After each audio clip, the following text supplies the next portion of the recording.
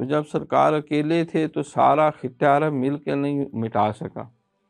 جب وہ 313 ہو گئے تو سارا دنیا کفر شیطان سمیت اس کو نہیں مٹا سکا۔ تو جب جو ہے یہ تعداد بڑھتی چلی گئی، 10,000 کا لشکر جرار جب فاتح کی حیثیت سے مکہ میں داخل ہوا